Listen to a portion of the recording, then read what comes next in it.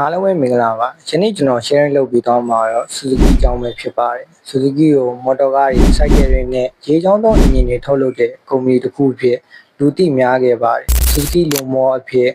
Michio Suzuki က1909ခုနှစ်မှာစတင်တည်ထောင်ခဲ့ပါတယ်။ Suzuki ကအိန္ဒိယ၊ဂျပန်နဲ့အရှေ့တောင်အာရှကဲ့သို့ဈေးကွက်တွေမှာမော်တော်ယာဉ်ပေးစားထုတ်လုပ်တဲ့ကုမ္ပဏီတစ်ခုအဖြစ်နာမည်ကျော်ကြားခဲ့ပါတယ်။ Suzuki ရဲ့လုပ်ငန်းခွဲတစ်ခုဖြစ်တဲ့ Maruti Suzuki ဟာအိန္ဒိယနိုင်ငံဈေးကွက်မှာအသာစီးရနေတဲ့လုပ်ငန်းခွဲတစ်ခုပဲဖြစ်ပါတယ်။ Suzuki ကမော်တော်ဆိုင်ကယ်တွေကနေပြီးတော့ high performance ပေးနိုင်တဲ့ sport bike တွေကိုလည်းထုတ်လုပ်ခဲ့ပါသေးတယ်။ Suzuki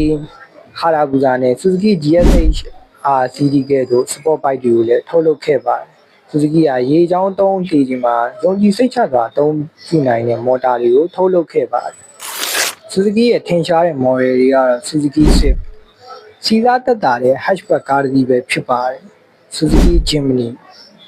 compact off-road surf ကားအမျိုးအစားဖြစ်ပါတယ်။ Suzuki Alto အားလုံးသိကြတဲ့အတိုင်းပဲဈေးသက်သာတဲ့မြို့ရင်းသုံးကားတစ်စီးပဲဖြစ်ပါတယ်။ Suzuki GSX RCD ခုနကျွန်တော်ပြောခဲ့သလိုပါပဲ high performance ပေးနိုင်တဲ့ sport bike တစ်မျိုးဖြစ်ပါတယ်။ Suzuki ဟာအမေရိကန်နိုင်ငံကားဈေးကွက်ကထွက်ခွာသွားတော့လေကမ္ဘာထိပ်တန်းမော်တော်ယာဉ်ထုတ်လုပ်နေတဲ့အမှတ်တံဆိပ်တွေထဲကတစ်ခုအဖြစ်ဆက်လက်ရပ်တည်နေပါတယ်။ ဒီဗီဒီယိုလေးကလူကြီးမင်းတို့အတွက်အကျိုးရှိမယ်ဆိုရင်တော့ကျွန်တော်အကောင့်လေးကို like and follow လေးလုပ်ခဲ့ပေးပါ